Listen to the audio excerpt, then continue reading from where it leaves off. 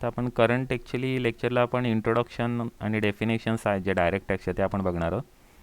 Okay, first introduction. Okay, तुम्हाला already माहिती आहे दोन टाईप्स ऑफ टॅक्स आहेत. First one is direct tax and second one is indirect tax. Okay, दोघांच्या मधले तुम्हाला डिफरन्ससुद्धा ऑलरेडी माहिती आहे की डायरेक्ट टॅक्स म्हणजे डायरेक्टली एस एस सी आहे, तो डायरेक्टली जे टॅक्स आहे ते डायरेक्टली गव्हर्नमेंटला पे करतो. ओके, आणि इनडायरेक्ट टॅक्स म्हणजे इनडायरेक्टली पे होतं, डायरेक्टली पेमेंट होत नाही आहे. ओके, इनडायरेक्टली म्हणजे आपण कधी हॉटेलमध्ये गेलो तर हॉटेलचं जे बिल आपण पेमेंट करतो तिथे आपण जी एस टी आपण त्यामध्ये इन्क्लूड असते आणि तीसुद्धा आपण पे करत असतो.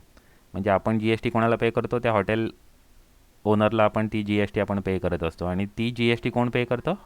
जो हॉटेल ओनर असतो ती जी एस टी गव्हर्नमेंटला पे करतो. म्हणजे इनडायरेक्टली आपणच टॅक्स पे करतो, म्हणजे कन्झ्युमरच तो टॅक्स पे करतो, फक्त इनडायरेक्टली, डायरेक्टली पे करत नाही आहे. ओके, फर्स्टमध्ये काय टॅक्स जे इम्पॅक्ट आहे तो डायरेक्टली त्या सेम पर्सनवरती असतो, त्याला बोलतात डायरेक्ट टॅक्स. म्हणजे डायरेक्टली तो पर्सन पेमेंट करतो. म्हणजे त्याच्यामध्ये दोन टाईप्स म्हणजे आहे, इन्कम टॅक्स एक आहे आणि वेल्थ टॅक्स आहे, अजूनसुद्धा आहेत. ओके, तर इन्कम टॅक्स, वेल्थ टॅक्स आहेत ते डायरेक्ट टॅक्समध्ये इन्क्लूड होतात. आणि सेकंड आहे इनडायरेक्ट टॅक्स. आता इनडायरेक्ट टॅक्समध्ये काय आहे, incidence and impact fall on two different person म्हणजे आपण कस्टमर आहोत, कस्टमर हॉटेलला त्याचं पेमेंट केलं आणि हॉटेलने ते पेमेंट गव्हर्नमेंटला केलं, म्हणजे दोन डिफरंट पर्सनवरती ॲक्च्युली त्याचा इम्पॅक्ट होतो. ओके, त्याला बोलतात इनडायरेक्ट टॅक्स. इनडायरेक्ट टॅक्समध्ये जी एस टी आहे, कस्टम ड्युटी आहे. ओके, हे इनडायरेक्ट टॅक्समध्ये इन्क्लूड होतात. ओके, आता दोघांमधलं तुम्ही कधी डिफरन्स कधी बघितला? हे डायरेक्टली रिकवर होतं आहे, government direct tax directly recover करतो एस एस सी करून, आणि इनडायरेक्ट टॅक्स आहे ते इनडायरेक्टली रिकवर होते. म्हणजे आपण पेमेंट करतो आहे टॅक्स, पण ते आपण गव्हर्नमेंटला डायरेक्ट आपण पेमेंट करत नाही आहे, ते इनडायरेक्टली आपण पेमेंट करतो आहे गव्हर्नमेंटला. Okay, next mostly section second जो मेन्शन केलेला ना, सेक्शन सेकंड हा नॉर्मली डेफिनेशनचा सेक्शन असतो. नॉर्मली तुम्ही बरेचसे ॲक्ट्स कधी बघितले ना, तर नॉर्मली तुम्हाला सेक्शन सेकंड जो आहे त्या सेक्शन सेकंडमध्ये तुम्हाला नॉर्मली डेफिनेशन दिसतील प्रत्येक ॲक्टच्या मोस्टली. म्हणजे काय असं काय हार्ड अँड फास्ट रूल नाही की सेक्शन सेकंडमध्येच तुम्हाला डेफिनेशन्स आल्या पाहिजे, पण मोस्टली बरेचसे ॲक्ट्स आहेत ना, त्या बरेचशा ॲक्टमध्ये तुम्हाला सेक्शन सेकंडमध्ये तुम्हाला डेफिनेशन्स मेन्शन केलेले दिसतील.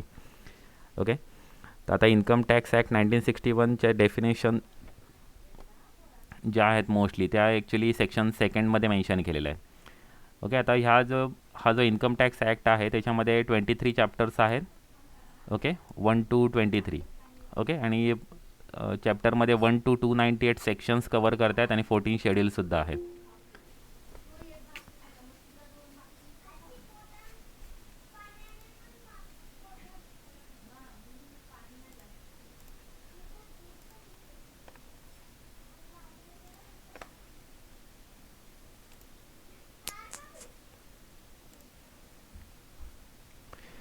ओके, आता जे सेक्शन्स जे मेन्शन केलेले असतात ते सेक्शनचा हा फॉर्मॅट नॉर्मली मेन्शन केला असतात. त्याच्यामध्ये ते जे 298 जे सेक्शन्स आहेत त्याच्यामध्ये सबसेक्शनसुद्धा आहेत, क्लॉजेस आहेत, सब क्लॉजेस आहेत.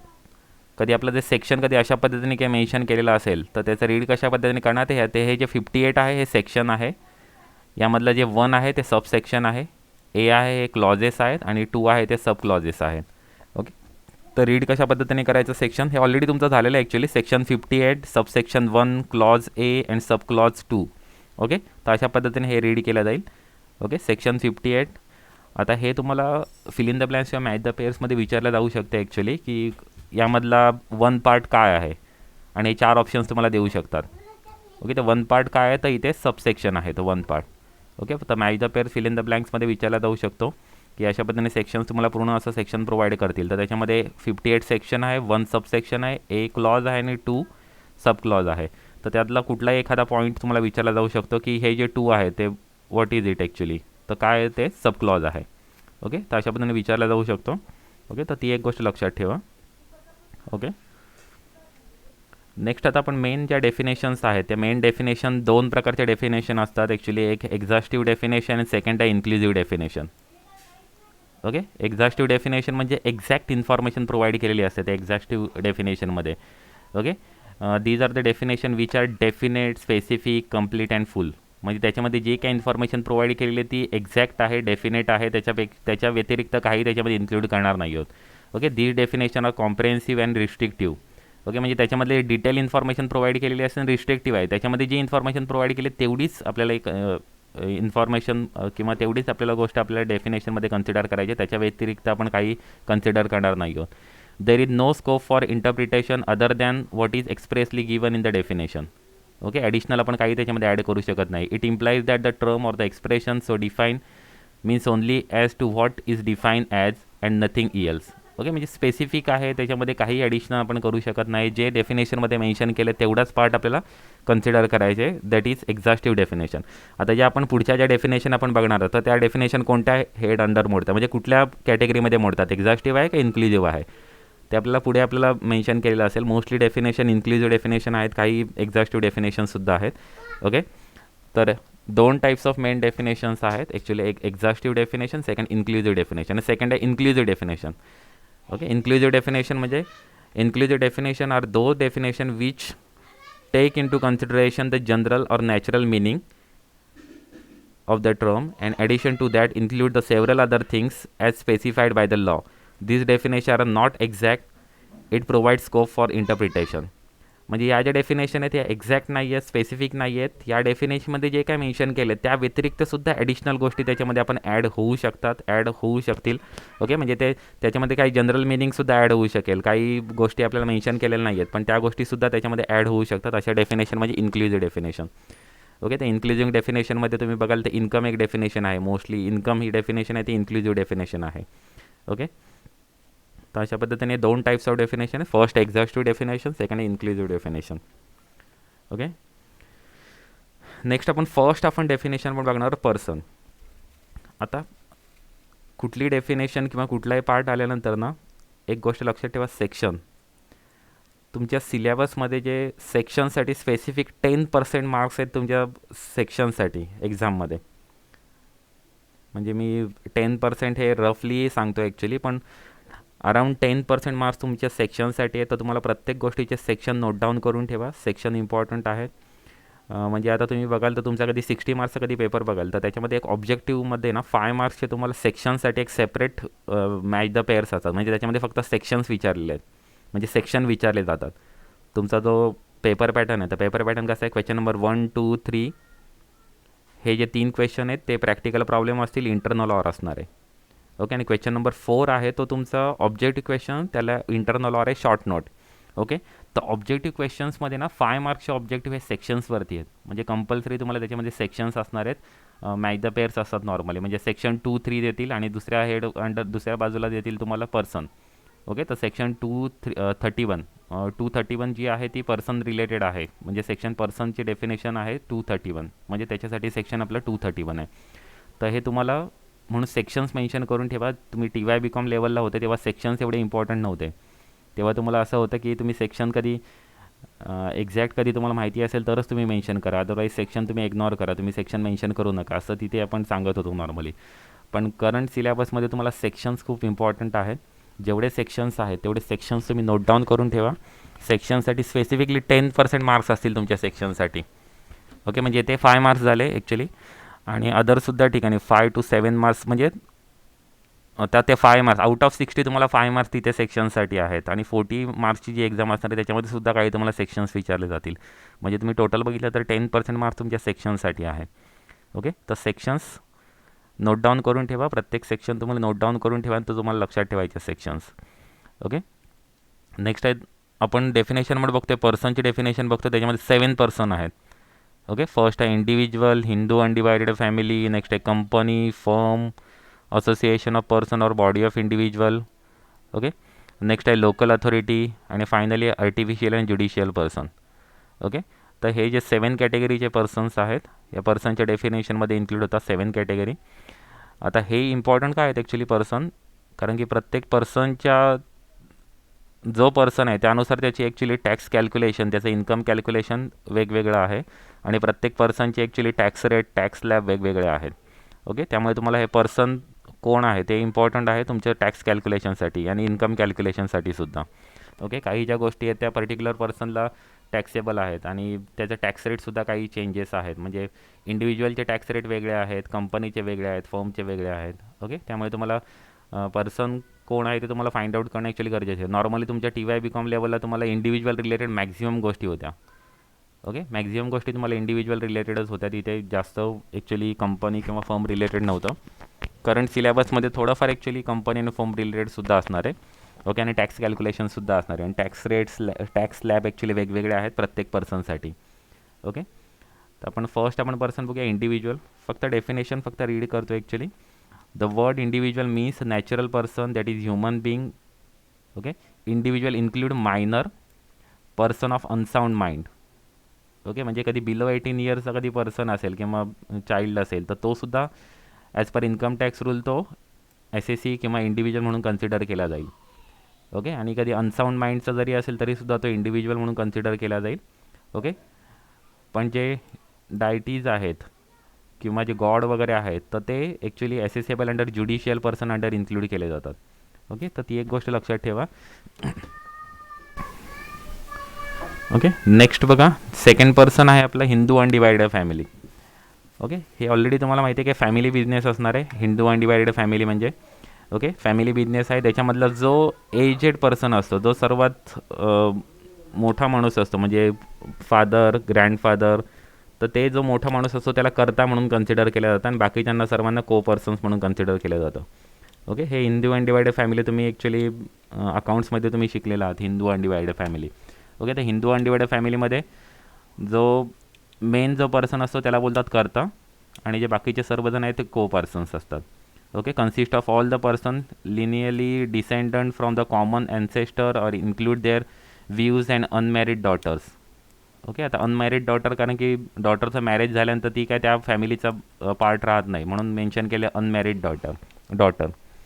Okay, only those undivided families are covered here to which Hindu law applies. It also includes Jain and Sikh families.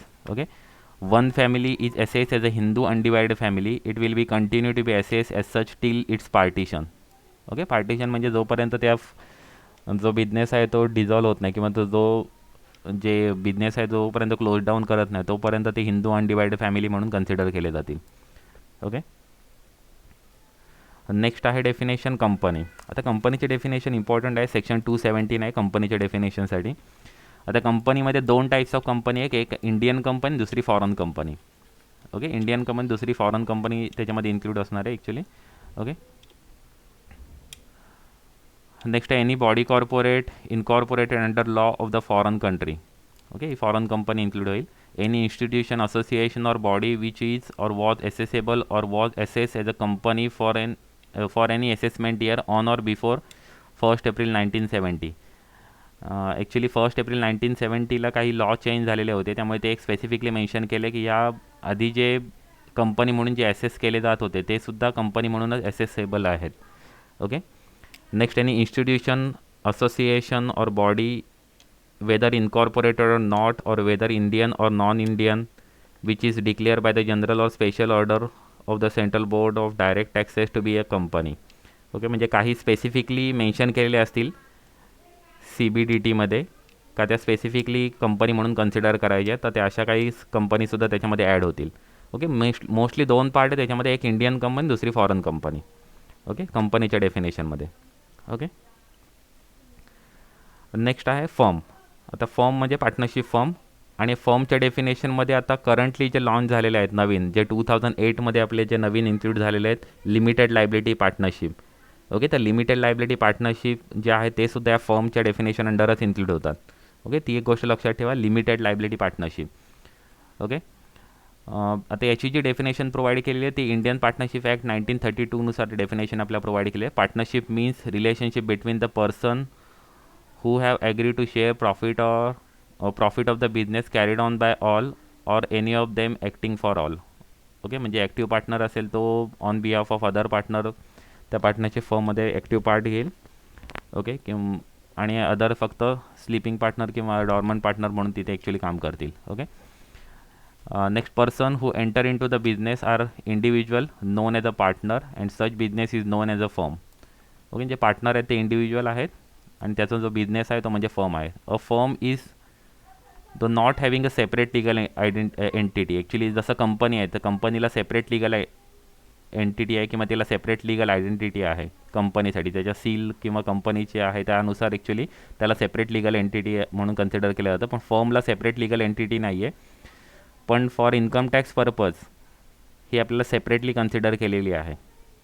Okay, तुम्ही कंपनीचं बघितलं तर कंपनीच्या नावाने actually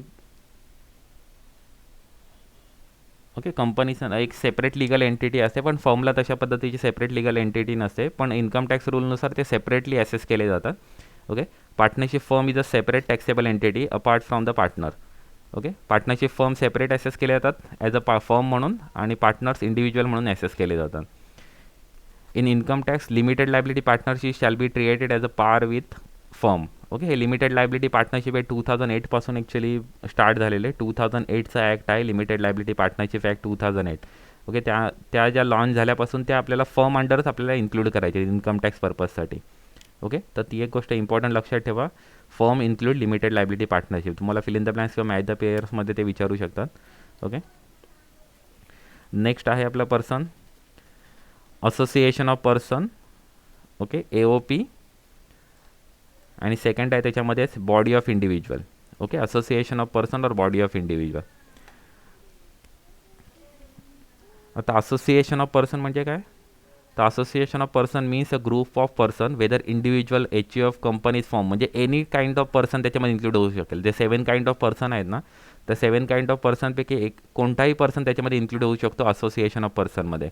okay, who join together for the common purpose. Every combination of the person cannot be treated cannot be term as AOP. म्हणजे आता प्रत्येकजण एका फ्रेंड्स कधी तुम्ही सर्वजण एकत्र आले तर ते काय असोसिएशन ऑफ पर्सन होणार नाही आहे.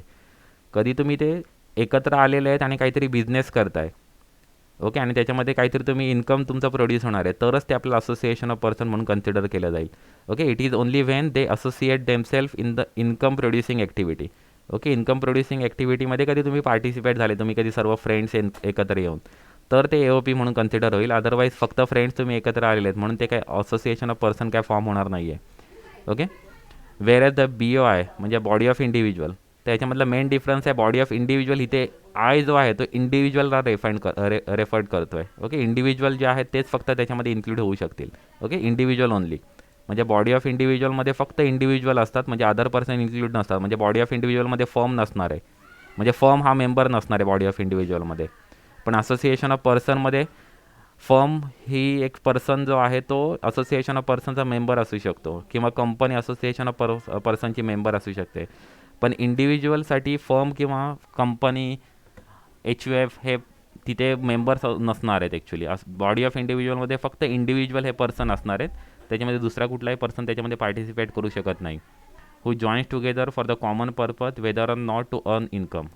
Okay, association of person body of इंडिव्हिज्युअलमध्ये फक्त इंडिव्हिज्युअल हा पर्सन असणार आहे, दुसरे पर्सन त्याच्यामध्ये मेंबर्स म्हणून इन्क्लूड होऊ शकत नाही. जसं असोसिएशन ऑफ पर्सनमध्ये पर्सन म्हणजे एनी काइंड ऑफ पर्सन त्याच्यामध्ये इन्क्लूड होऊ शकतात. जे 7 काइंड ऑफ पर्सन आहेत ते प्रत्येक पर्सन त्याच्यामध्ये जॉईन होऊ शकतात मेंबर म्हणून. ओके, आता तेच ॲक्च्युली इथे बायफर्केशन दिलेलं त्याच्यामध्ये की only individual can be the member of body of individual. Okay, wear as the in case of association of person any person can be the member, that is entities like company, firm, etc. okay, can be the member of the association of person but not of BOI. म्हणजे body of इंडिव्हिज्युअलमध्ये फक्त individual हा एकच फक्त person member म्हणून असू शकतो, दुसरे पर्सन मेंबर म्हणून त्याला जॉईन होऊ शकत नाही. हे एक डिस्टिंक्शन आहे दोघांमधलं, association of person and body of इंडिव्हिज्युअलचं. अँड सेकंड एक डिस्टिंक्शन आहे, in case of association of person member voluntarily get together with common will for the common intention or the purpose, whereas in case of body of individual such common will may or may not be present. म्हणजे आता association of person आहे तिथे common विलच असणार, म्हणजे सर्वांचं एकच M असणार आहे आणि त्याच एमसाठी ते काम करत असणार आहेत. पण बॉडी ऑफ इंडिव्हिज्युअलमध्ये तसं नसू शकेल कदाचित, म्हणजे कदाचित असेल किंवा कदाचित नसेल सुद्धा, इट डिपेंड्स ऑन सिच्युएशन. मग बॉडी ऑफ इंडिव्हिज्युअल असं काय कंपल्सरी नाही का ते सर्व जे पर्सन आहेत की सर्व जे इंडिव्हिज्युअल आहेत त्यांचं कॉमन विल असेल तसं काय कन्फर्म नाही आहे. ओके, हे दोन ॲक्च्युली मेन डिस्टिंक्शन आहे. ओके, या डिस्टिंक्शन रिलेटेडसुद्धा काही फिल इन द ब्लँक्स किंवा मॅच द पेअर्स येऊ शकतात. ओके, त्यामुळे ते डिस्टिंक्शन लक्षात ठेवा. बॉडी ऑफ इंडिव्हिज्युअलमध्ये फक्त इंडिव्हिज्युअल हा मेंबर असू शकेल आणि असोसिएशन ऑफ पर्सनमध्ये एनी पर्सन इंडिव्हिज्युअल असू शकेल, एनी पर्सन मेंबर असू शकेल. ओके. दुसरी एक गोष्ट आहे, असोसिएशन ऑफ पर्सनला कॉमन विल असणार आहे सर्वांचं, सर्व पर्सन किंवा सर्व मेंबर्सचं कॉमन विल असणार आहे, की कॉमन एम असणार आहे. पण बॉडी ऑफ इंडिव्हिज्युअलमध्ये असं काय कॉमन एम नसणार आहे त्यांचं. ओके. नेक्स्ट पर्सन आहे लोकल अथॉरिटी. आता लोकल अथॉरिटी म्हणजे आपल्या ग्रामपंचायत, म्युन्सिपाल्टीज ह्या सर्व आपल्या लोकल अथॉरिटीमध्ये इन्क्लूड होतील. District board, municipal committee, district board, okay, panchayat, corporations, containment board, okay, other authorities legally entitled to the entrusted by the government with the control and management of the municipal or local fund. Okay. म्हणजे normally local अथॉरिटीमध्ये आपल्याला एक्झाममध्ये कधी बघितलं तर mostly ग्रामपंचायत, municipal corporation या गोष्टी विचारल्या जाऊ शकतात. Okay, local authority. And last person आहे आपलं artificial and judicial person. Okay. Artificial and judicial पर्सनमध्ये ॲक्च्युली हा एक फायनल ॲक्च्युली पर्सनची डेफिनेशन आहे. जे आपले जेवढे पर्सन झाले, जे 6 पर्सन झाले, त्याच्यामध्ये ज्या गोष्टी इन्क्लूड होणार नाही त्या रिमेनिंग गोष्टी आपल्याला यामध्ये इन्क्लूड केल्या जातात आर्टिफिशियल अँड ज्युडिशियल पर्सनमध्ये. Okay. Artificial judicial person are entities which are not natural person. कारण नॅचरल पर्सन असेल तर तो इंडिव्हिज्युअलमध्ये इन्क्लूड होतो. Has a separate entity as in the eye of law.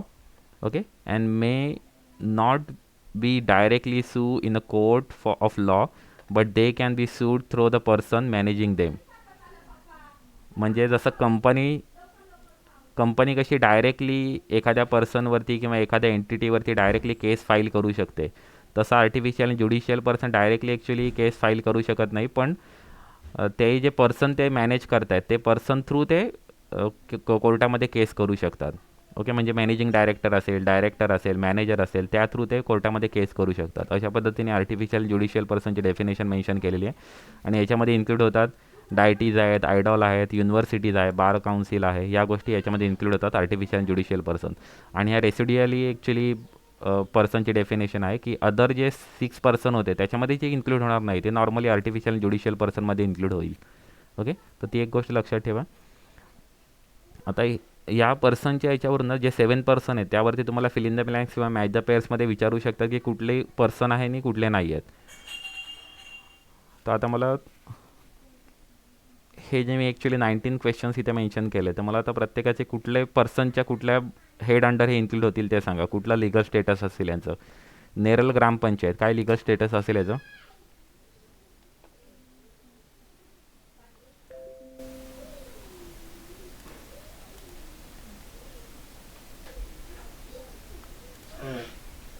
Okay. Neral ग्रामपंचायत कोणत्या हेड अंडर इन्क्लूड होईल? कुठल्या पर्सनच्या 7 पर्सनपैकी कुठल्या पर्सन अंडर इन्क्लूड होईल?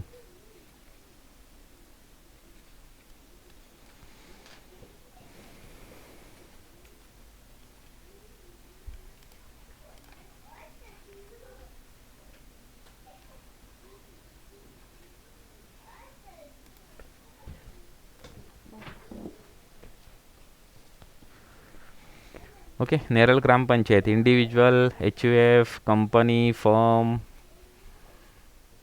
कशामध्ये इन्क्लूड येईल? Local authority, association of person or body of individual or artificial judicial person.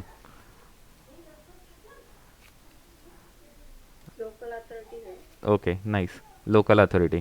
Okay. हे already तुमचं झालेलं आहे, पण हे तुम्हाला इम्पॉर्टंट आहे. Fill in the blanks, match the पेअर्समध्ये कुठलीही गोष्ट विचारू शकतात.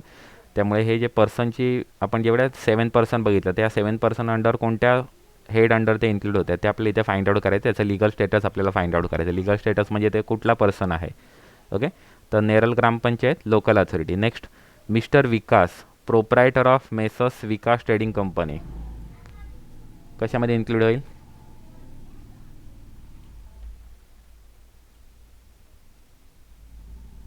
ओके. तर हे आता इथे मेन्शन केलेलं फक्त प्रोप्रायटर ऑफ द या कंपनीचा तो प्रोप्रायटर आहे. कंपनीचा प्रोप्रायटर कोण आहे? मिस्टर विकास. त्यामुळे हे इंडिव्हिज्युअल अंडर इन्क्लूड होईल. ओके. इंडिव्हिज्युअल येईल. सेकंडचे आन्सर असणार आहे इंडिव्हिज्युअल. ओके. नेक्स्ट आहे Mumbai university. Mumbai university artificial and judicial person. Okay. Artificial judicial person include होईल. हे आर्टिफिशियल ज्युडिशियल पर्सनमध्ये आपण युनिव्हर्सिटीज इथे इन्क्लूड करतो. ओके. Artificial judicial person. त्यामुळे Mumbai university, Pune university, Calcutta university, Delhi university, अशा पद्धतीने कुठल्याही युनिव्हर्सिटी तुम्हाला प्रोव्हाइड करू शकतात. त्या युनिव्हर्सिटीज ज्या आहेत त्या आपल्याला आर्टिफिशियल आणि ज्युडिशियल पर्सनमध्ये इन्क्लूड होतील. ओके. नेक्स्ट आहे messrs Sagar and associates, a partnership firm of 2 commercial artist. Okay. He partnership firm आहे, इथेच ॲक्च्युली त्यांनी ॲन्सर इथेच आपल्याला प्रोव्हाइड केलेला आहे. तर हे कशामध्ये इन्क्लूड होईल? फर्म अंडर इन्क्लूड होईल. ओके. नेक्स्ट आहे समीर मित्र मंडळ कर्जत. ओके. समीर मित्र मंडळ, आता हे जे काही नॉर्मली जे मित्रमंडळ्स आहेत, कोऑपरेटिव्ह सोसायटीज आहेत, ते सर्व असोसिएशन ऑफ पर्सन किंवा बॉडी ऑफ इंडिव्हिज्युअल या दोघांपैकी कुठल्या एका हेड अंडर, म्हणजे दोन्ही तुम्ही मेन्शन करू शकता, association of person, body of individual, कारण ते कॉमनच आहे. तुम्ही पर्सनच्या डेफिनेशनमध्ये सुद्धा तुम्ही बघितलं आहे, ते कंबाईनच मेन्शन केलेलं आहे, association of person or body of individual. Okay. तर त्या दोघांपैकी काही एक असू शकतं. ते डिपेंड करतं त्या हे जे मित्रमंडळ आहे त्याच्यामध्ये फक्त इंडिव्हिज्युअलच मेंबर आहेत का अदर दॅन इंडिव्हिज्युअलसुद्धा मेंबर आहेत. तर तेच त्याच्यावरती सुद्धा डिपेंड करतं की त्याच्यामध्ये ते कुठल्या हेड अंडर इन्क्लूड होऊ शकतील. तर इथे तुम्ही मेन्शन करताना ते दोन्ही मेन्शन करायचं, association of person or body of individual. Okay. Next आहे Amit associates private limited. Okay. तर प्रायव्हेट लिमिटेड मेन्शन केलेलं म्हणजे ती काय कंपनी आहे. Okay. Amit associates private limited company. Next directly तुम्हाला इथे joint Hindu family consisting of mister Shivaji, his wife missus Pratibha and minor son Swapnil. Okay. 3 पर्सनची ॲक्च्युली हिंदू अनडिवायडेड फॅमिली आहे. ओके. तर ती आपल्याला HUF अंडरच इन्क्लूड होईल. Hindu undivided family HUF under include होईल. Next Karjat municipal corporation. Okay. Same local authority under include होईल. Next Sanjay cooperative housing society, हे association of person body of individual under include होईल. Okay. Next mister Shirish, a principal in arts college.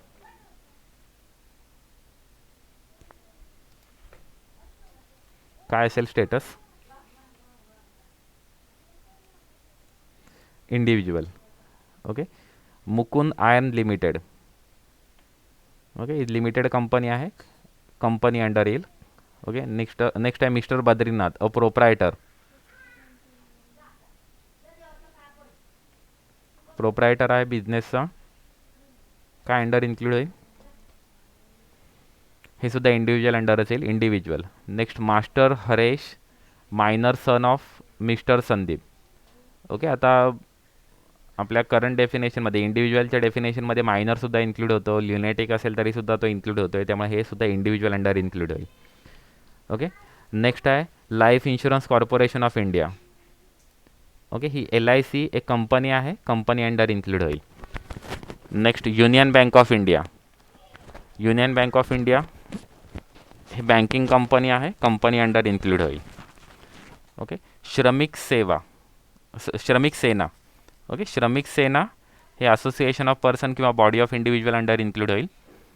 Okay. Next आहे Pune universities सर्व कशात include होतील?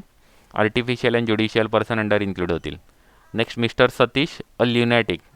Okay. तो ल्युनॅटिक हा person आहे, ल्युनॅटिक असला तरीसुद्धा तो आपल्या इंडिव्हिज्युअल अंडर इन्क्लूड होईल. आपल्या इंडिव्हिज्युअलच्या डेफिनेशनमध्ये आपण स्पेसिफिकली मेन्शन केलं आहे त्यांनी की मायनर असेल तरीसुद्धा इन्क्लूड होऊ शकेल आणि पर्सन ऑफ अनसाऊंड माइंड ल्युनॅटिक असेल तरीसुद्धा त्याच्यामध्ये इन्क्लूड होऊ शकेल. ओके. त्यामुळे मिस्टर सतीश ल्युनॅटिक हे आपलं काय कशामध्ये इन्क्लूड होईल? पर्सनमध्ये इंडिव्हिज्युअल म्हणून इन्क्लूड केलं जाईल. X and Y who are legal heirs of Z. Okay. हे body of individual under include होईल. Okay. X and Y 2 person आहेत आणि ते लिगल इयर्स आहेत झेडचे. ओके. तर हे body of individual under include होईल. ओके. आता X and Y इथे इंडिव्हिज्युअल म्हणूनच कन्सिडर केलं, त्यामुळे हे बॉडी ऑफ इंडिव्हिज्युअल म्हणून कन्सिडर केलं जाईल. ओके. ते पर्सन आहे 7 पर्सन्स आपण बघितले. 7 पर्सनच्या डेफिनेशननुसार आपल्याला कुठल्या पर्सन आहे ते बायफर्केशन करता आले पाहिजे. ओके. नेक्स्ट आता आपण डेफिनेशन आपण बघूया.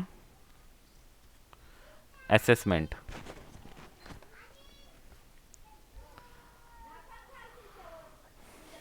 ओके. असेसमेंट 2 स्टेजमध्ये केले जातात. Assessment is a process of determining tax payable by an SSE. This is done in 2 stages. First आहे assessing the taxable income or loss if any, म्हणजे पहिल्यांदा आपण इन्कम फाइंड आउट करतो किती येते किंवा लॉस किती आहे ते आपण फाइंड आउट करतो. आणि नेक्स्ट आपण त्याची टॅक्सेबल लायबिलिटी, टॅक्स किती पेएबल आहे किंवा रिफंडेबल आहे ते आपण फाइंड आउट करतो. Okay okay. कधी टी डी एस कधी कट झालेला असेल तर टॅक्स रिफंडेबलसुद्धा असू शकतो. टॅक्स डिडक्टेड ॲट सोर्स म्हणजे आपल्याला इन्कम रिसीव्ह होताना काही, म्हणजे आपण कधी बँकेमध्ये कधी आपल्याला इंटरेस्ट कधी रिसिव्ड होत असेल तर बँक काय करते, कधी ते लिमिटपेक्षा कधी जास्त कधी इंटरेस्ट कधी रिसिव्ड होत असेल तर बँक त्यावरती T D S already cut करून घेते. ओके. तर अशा पद्धतीने कधी बँकेने कधी टी डी एस कधी ऑलरेडी कधी कट केलेला असेल तर तो आपल्याला रिफंड म्हणून मिळू शकेल. कधी टॅक्स कधी लायबिलिटी आपली कधी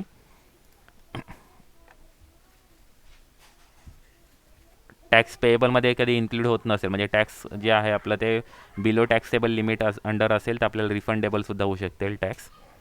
ओके. एक नेक्स्ट डेफिनेशन अंडर ही एक गोष्ट इन्क्लूड करून घ्या, असेसमेंट इन्क्लूड रिअसेसमेंट.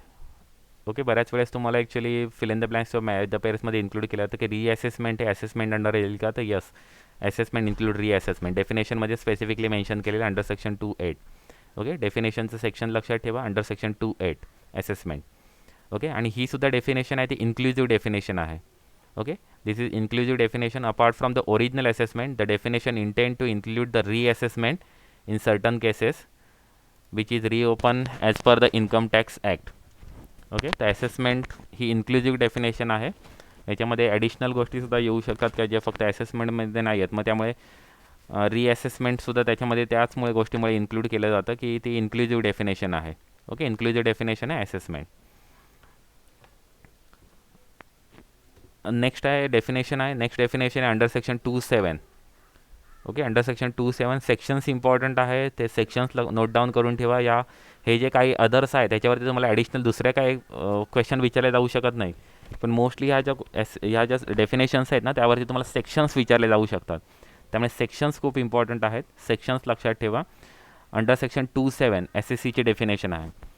आता एस एस सी म्हणजे जो कोणी टॅक्स पेमेंट करणार आहे किंवा ज्याची असेसमेंट होणार आहे किंवा जो स्वतः टॅक्स म्हणजे तो टॅक्स पेमेंट करायला रिक्वायर्ड नाही आहे त्याला, पण तरीसुद्धा तो टॅक्स पेमेंट करतो आहे किंवा फक्त नील रिटर्न फाईल करतो आहे तरीसुद्धा तो एस एस सी म्हणून कन्सिडर केला जाईल. ओके. किंवा इन्कम टॅक्सनी कधी तो टॅक्स फाईल करत नाही आहे, पण इन्कम टॅक्स डिपार्टमेंटने त्याला नोटीस पाठवली की तुम्ही टॅक्स तुमचं पेमेंट करत नाही आहेत म्हणून, आणि त्यांनी कधी फक्त जरी नोटीस जरी पाठवली तरीसुद्धा तो एस एस सी म्हणून कन्सिडर केला जाईल. ओके. तर डेफिनेशन मेन्शन केलेली आहे. The assessee has been define under section 2(7). Section important आहे.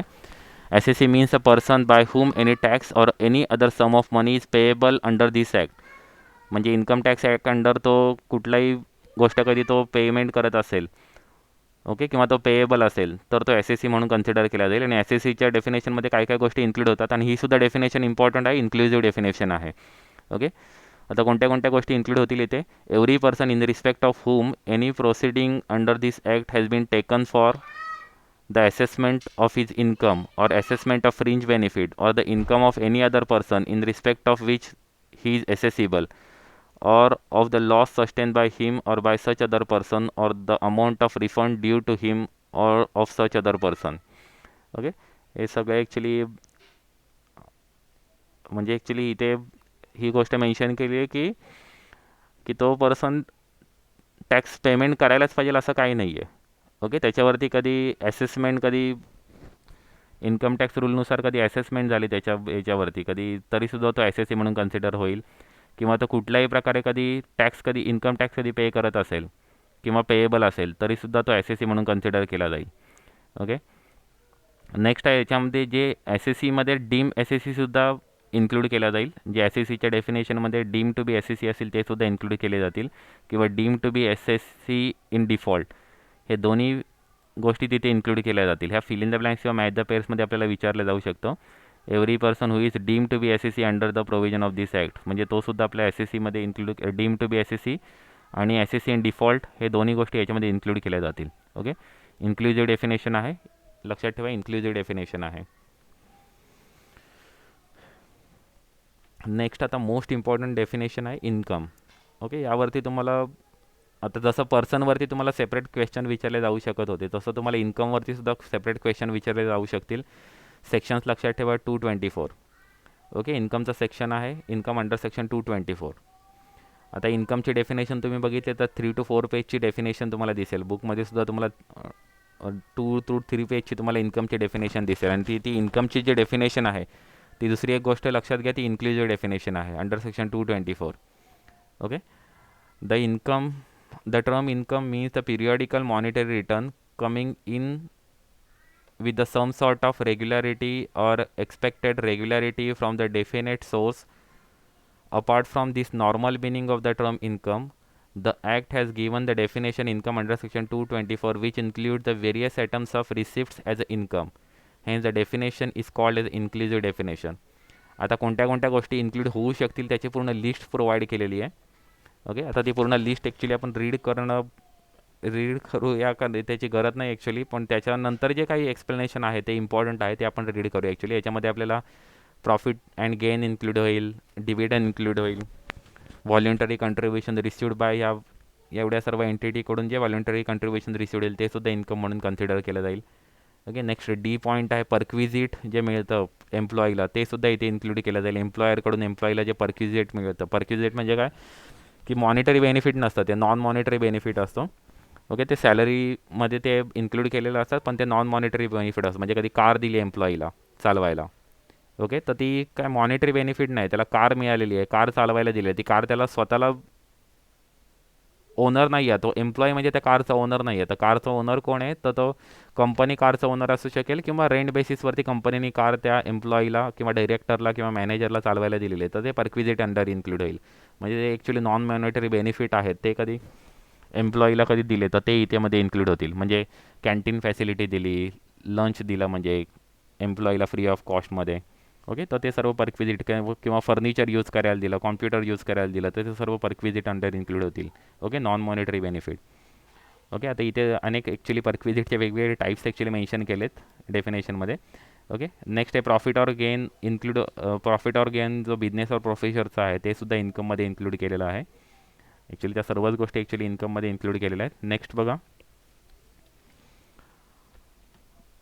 नेक्स्ट कॅपिटल गेन मेन्शन केलेलं आहे. जे lottery, winning from lottery, crossword, puzzle, horse races हे सर्व इन्कममध्ये इन्क्लूड केलेलं आहे. प्रॉव्हिडंट फंड किंवा अदर फंड्स जे सुपर ॲन्युएशन फंड आहे ते सुद्धा इन्कममध्ये इन्क्लूड केलेलं आहे. ओके. नेक्स्ट आहे की मॅन इन्शुरन्स पॉलिसी जी घेतलेली आहे आणि त्यावरती जे इन्कम रिसिव्ड होणार आहे ते सुद्धा इन्कममधून मेन्शन केलेलं आहे. आता की मॅन इन्शुरन्स पॉलिसी म्हणजे काय की एम्प्लॉयरनी एम्प्लॉईसाठी जी लाईफ इन्शुरन्स पॉलिसी काढलेली आहे त्याला बोलतात की man insurance policy. Okay. Definition लक्षात ठेवा, कारण कीमॅन इन्शुरन्स पॉलिसीवरती सुद्धा क्वेश्चन विचारला जाऊ शकतो. Any sum received under keyman insurance policy including the sum allocated by the way of bonus on such policy will be constitute income.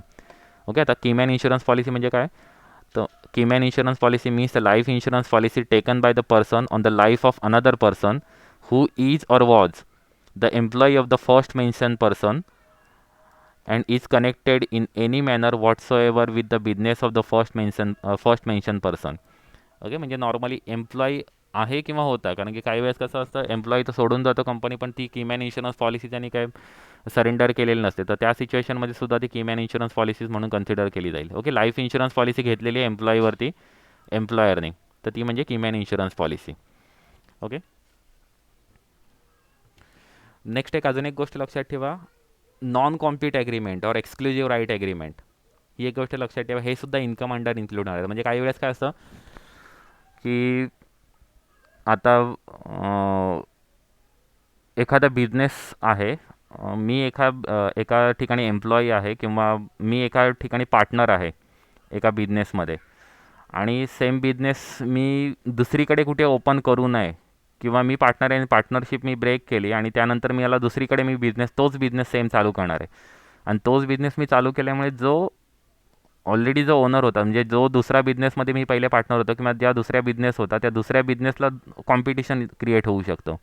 तर ते कॉम्पिटिशन क्रिएट होऊ नये म्हणून जो पहिला पर्सन आहे तो माझ्याशी कॉन्ट्रॅक्ट करणार की तू बिझनेस इथे चालू करू नको, आणि तू बिझनेस नाही चालू केला तर मी तुला काही बेनिफिट्स तुला देईन, काही तुझ्यासाठी मी कॅशमध्ये किंवा इतर कुठली तरी गोष्ट तुला प्रोव्हाइड करेन. तर अशा पद्धतीचे जे कॉन्ट्रॅक्ट आहे त्याला बोलतात नॉन कॉम्पीट ॲग्रीमेंट किंवा एक्सक्लुझिव्ह राईट ॲग्रीमेंट. ओके. आता त्याच्यामध्ये इतर गोष्टीसुद्धा इन्क्लूड आहे. मी तुम्हाला एक एक्झाम्पल सांगितलं, म्हणजे मी त्या एरियामध्ये तो बिझनेस चालू न करण्यासाठी मला जी अमाऊंट मिळते ती म्हणजे नॉन कॉम्पीट ॲग्रीमेंट. ओके, किंवा त्याच्यामध्ये अजून एक गोष्ट इन्क्लूड होते बघा. इथे आता मी डेफिनेशन रीड करतो ॲक्च्युली. हे ॲक्च्युली ना सेपरेटली विचारले जाऊ शकतात. हे काही स्पेसिफिक पॉईंट आहेत ते एक्झाममध्ये. कीमॅन इन्शुरन्स पॉलिसी आहे किंवा नॉन कॉम्पीट ॲग्रीमेंट आहे, एक्सक्लुझिव्ह राईट ॲग्रीमेंट आहेत. त्यामुळे ते स्पेसिफिकली मी हायलाईट करतो आहे. The sum received or receivable in cash or kind under an agreement for not carrying out in activity. म्हणजे ही गोष्ट करू नको म्हणून तुला पैसे मिळणार आहेत. ओके, केली नाही म्हणून पैसे मिळणार आहेत. ओके, त्याला बोलतात non compete agreement. Okay, in relation to the business or any sum received or receivable in cash or kind under an agreement for not to share any know how. इथं not to share. Okay, म्हणजे know how, patents, copyright, trademark, license, franchises or any other business of commercial rights of similar nature or the information of techniques likely to assist in manufacturing or processing of goods or providing service shall be treated as income under the head of profit or gain of business or profession. Okay, म्हणजे काय की एखाद्या बिझनेसचं एखादी process आहे, manufacturing process आहे, ती manufacturing process आहे ती दुसऱ्याशी शेअर करू नका म्हणून काही अमाऊंट पे केली जाऊ शकेल. किंवा एखादं ट्रेडमार्क आहे, माझं जे ट्रेडमार्क आहे, मी एखादी नवीन गोष्ट प्रोड्यूस केलेली आणि ती गोष्ट मी एका कंपनीला दिलेली आणि त्याने कंपनीशी माझं ॲग्रीमेंट काय होणार की मी फक्त तुम्हालाच दिलेली आहे, मी ती दुसऱ्याशी कोणाला मी ती शेअर करणार नाही आहे. ओके, त्याला बोलतात नॉन कॉम्पीट ॲग्रीमेंट. ओके, किंवा त्याला एक्सक्लुझिव्ह राईट ॲग्रीमेंट. म्हणजे जे ट्रेडमार्क जे केलेलं आहे, जे प्रोड्यूस, ते फक्त ट्रेडमार्क मी एकाच कंपनीला ते सेल केले, ते दुसऱ्या कंपनीला सेल करणार नाही आहे. किंवा ते दुसऱ्या कंपनीला त्याची जी डिझाईन असेल किंवा ते जे राईट्स असतील ते मी दुसऱ्या कंपनीला प्रोव्हाइड करणार नाही आहेत. ओके, तर अशा पद्धतीचं जे ॲग्रीमेंट असणार आहे त्याला बोलणार आहेत नॉन कॉम्पीट ॲग्रीमेंट किंवा एक्सक्लुझिव्ह राईट ॲग्रीमेंट. आणि त्या थ्रू मला जे इन्कम मिळेल ते इन्कमच्या डेफिनेशनमध्ये इन्क्लूड होणार आहे as per income tax law. Okay, next अजून एक इम्पॉर्टंट गोष्ट आहे बघा. ह्या दोन गोष्टी इम्पॉर्टंट आहेत, keyman insurance policy, next non compete agreement आणि एक्सक्लुझिव्ह राईट ॲग्रीमेंट. ओके, आता थर्ड इम्पॉर्टंट गोष्ट आहे तुमच्या या इन्कमच्या डेफिनेशनमध्ये, ती म्हणजे गिफ्ट. ओके, तर गिफ्टची डेफिनेशन एक समजून घ्या, कारण गिफ्टच्या डेफिनेशनवरती सुद्धा सेपरेट क्वेश्चन्स विचारले जाऊ शकतात. एक इम्पॉर्टंट डेफिनेशन आहे, इम्पॉर्टंट गोष्ट आहे गिफ्ट ही आपल्याला इन्कम कॅल्क्युलेट करण्यासाठी. तर आता काय त्या गिफ्टच्या डेफिनेशनमध्ये काय इन्क्लूड होतं, द सम ऑफ मनी एक्सिडिंग ₹50,000. ही एक गोष्ट इम्पॉर्टंट आहे की अबोव 50,000 कधी रिसिव्ह झाले आणि ते एकाच पर्सनकडून रिसिव्ह, म्हणजे एकाच याच्यामध्ये रिसिव्ह व्हावं असं काय गरजेचं नाही आहे. समजा कधी आपल्याला ₹50,000 आपल्याला इयरली वेगवेगळ्या पर्सनकडून कधी रिसिव्ह झाले आणि ते मोर दॅन ₹50,000 झाले, तर आपले ते गिफ्ट अंडर आपले ते टॅक्सेबल होणार आहे, ते इन्कम म्हणून कन्सिडर होणार आहे. ओके, आपण इन्कमची डेफिनेशन आपण बघतोय. कधी मोर दॅन 50,000 आपल्याला इयरली कधी रिसिव्ह होत असतील फ्री ऑफ कॉस्टमध्ये, विदाऊट कन्सिडरेशन, म्हणजे कुठलीही गोष्ट न देता आपल्याला काही गोष्टी रिसिव्ह होत असतील तर ते आपल्याला ते गिफ्ट अंडर इन्क्लूड केल्या जातील. ओके, मोर दॅन 50,000 ही एक कंडिशन आहे, पण असं नाही आहे की मोर दॅन 50,000 एकाच पर्सनकडून रिसिव्ह व्हायला पाहिजे. तर वेगवेगळ्या सोर्सकडून तुम्हाला गिफ्ट मिळालेले आहेत आणि त्याची टोटल जी आहे ती मोर दॅन 50,000 झाली कधी आपली इयरली करंट असेसमेंट इयरमध्ये, तर आपल्याला ती गिफ्ट म्हणून आपल्याला कन्सिडर करायचे.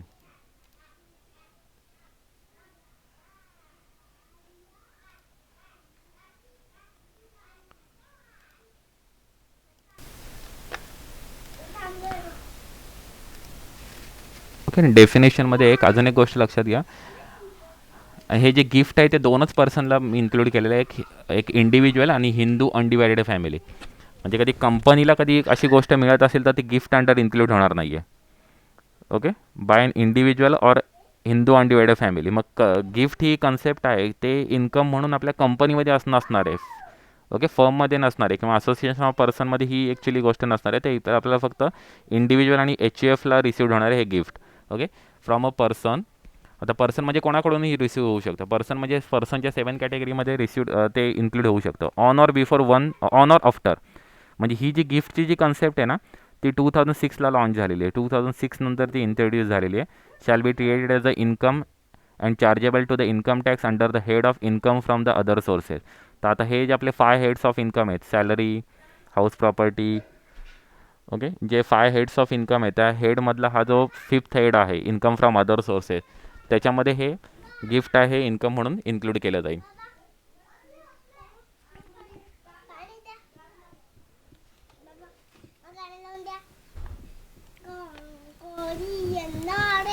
एक मिनिट.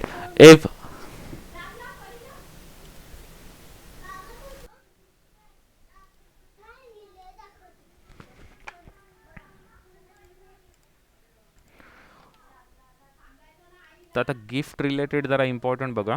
गिफ्ट 50,000 अँड अबोव पाहिजे, ही एक इम्पॉर्टंट गोष्ट आहे. आणि दुसरी एक गोष्ट की हे यामध्ये कुठल्या कुठल्या गोष्टी इन्क्लूड होतील ते आपल्याला पुढे आपल्याला मेन्शन केलेलं आहे, किंवा कुठल्या गोष्टी इन्क्लूड होणार नाही ते स्पेसिफिकली मेन्शन केले ते आपल्याला लक्षात ठेवायच्यात, कारण त्यावरती क्वेश्चन्स विचारले जातात.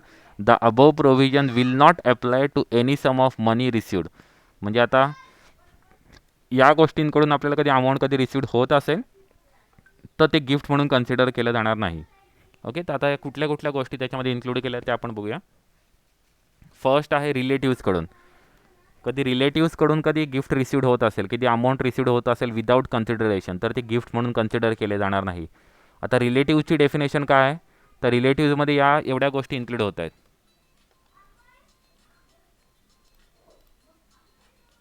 ओके, रिलेटिव्समध्ये कोणत्या कोणत्या गोष्टी इन्क्लूड होत आहेत ते आपल्याला पुढे इथे मेन्शन केलं. रिलेटिव्समध्ये स्पाऊस, ओके, म्हणजे हजबंडसाठी वाईफ, वाईफसाठी हजबंड, हे स्पाऊस.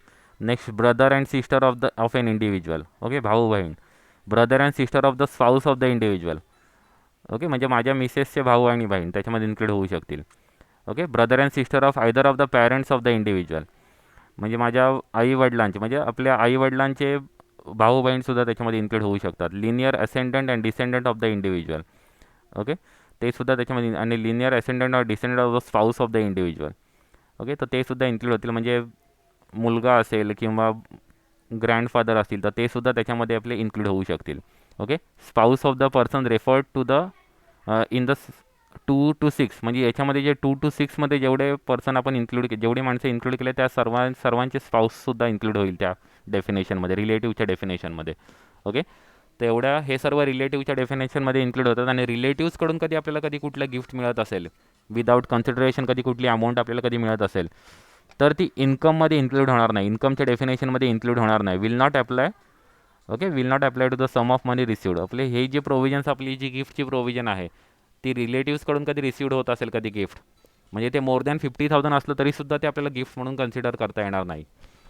ओके, दुसरी गोष्ट मेन्शन केलेली आहे, on the occasion of marriage of the individual. म्हणजे मॅरेजच्या वेळेस तर रिलेटिव्सकडून नाही, दुसऱ्या कोणाकडूनही कधी मॅरेजच्या वेळेस कधी आपल्याला गिफ्ट मिळालं तर ते इन्कमच्या डेफिनेशनमध्ये इन्क्लूड होणार नाही आहे. ओके, नेक्स्टमध्ये कधी इनहेरिटन्स थ्रू कधी कुठली गोष्ट कधी मिळत असेल.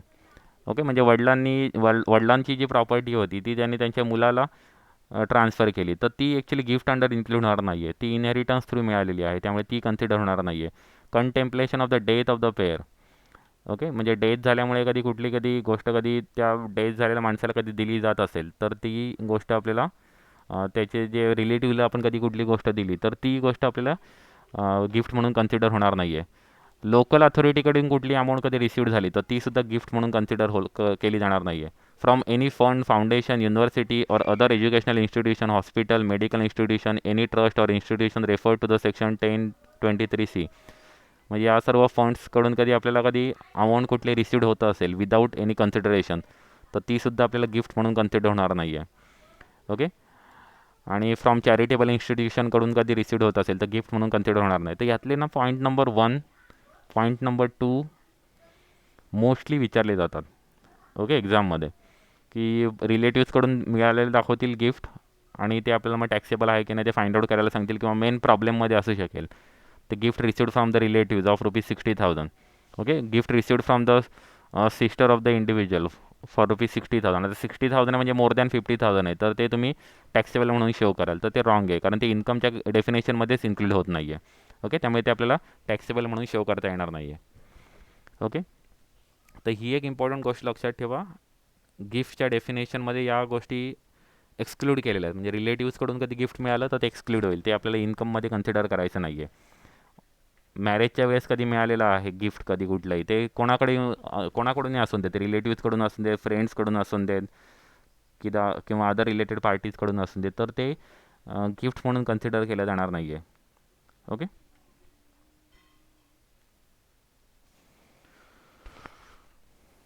नेक्स्ट आहे, हे अजून काही गोष्टी आहेत ज्या इन्कमच्या डेफिनेशनमध्ये. ओके, आता याच्यापेक्षा जे नेक्स्ट जे स्टेटमेंट जे मेन्शन केलं ते खूप इम्पॉर्टंट आहे. हा खूप इम्पॉर्टंट पॉईंट आहे.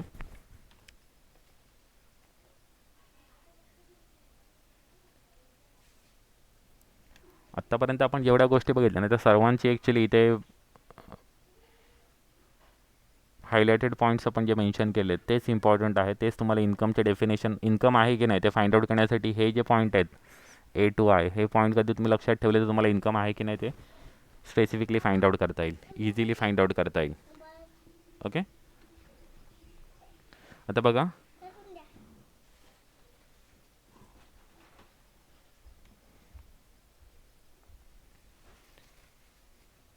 normally income is expected to be periodical monetary returns of regular nature from the definite sources. Okay, next जे मेन्शन केले income may be received in cash or kind which will be treated as a different forms of income. म्हणजे कधी कॅशमध्ये कधी कुठली गोष्ट मिळाली तर ते सुद्धा इन्कम होईल किंवा काइंडमध्ये म्हणजे कधी प्रॉपर्टी मिळाली तर प्रॉपर्टी म्हणजे सुद्धा इन्कम म्हणून कन्सिडर होईल.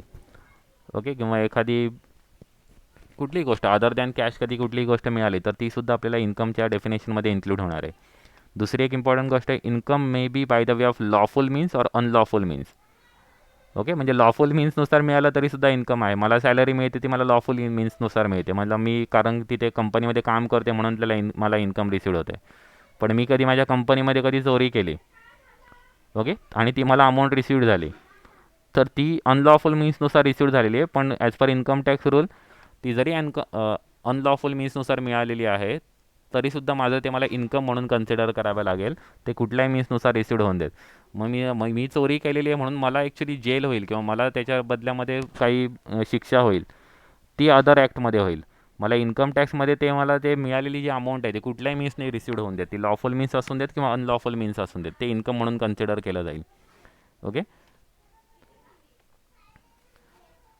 म्हणजे आता काही वेळेस असा पॉईंट मेन्शन केला आहे की स्मगलिंग थ्रू मला काही इन्कम रिसिव्ड झालं किंवा एखाद्या इंडिव्हिज्युअलला स्मगलिंग केले आणि त्याला इन्कम रिसिव्ड झालं तरीसुद्धा ते टॅक्सेबल असेल. इन्कम टॅक्स रूलनुसार ते टॅक्सेबल असणार आहे कारण ते कुठल्याही मीन्सनुसार तुम्हाला मिळून द्या. ते स्मगलिंग करणं हे अनलॉफुल आहे.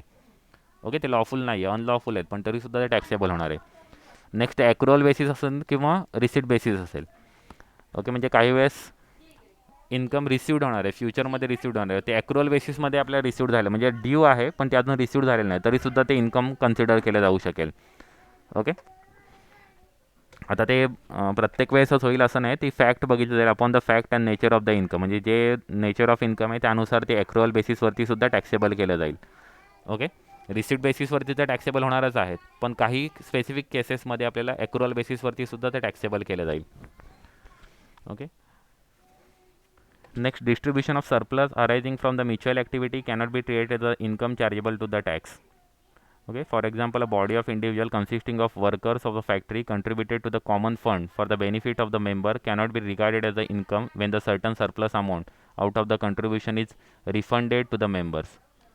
ओके, तर ते कन्सिडर केला म्युच्युअल ॲक्टिव्हिटी आहे, तुम्ही कॉमन फंडमध्ये अमाऊंट डिपॉझिट केली आणि त्या थ्रू तुम्हाला जी सरप्लस अमाऊंट रिसिव्ह झाली तर ती तुम्हाला इन्कम म्हणून कन्सिडर करायची नाही आहे.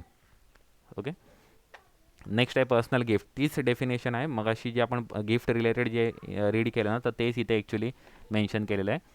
Such gift at the time of marriage is not income chargeable to the tax. Okay, मगाशी आपण डिस्कस केलेलं होतं ते. नेक्स्ट,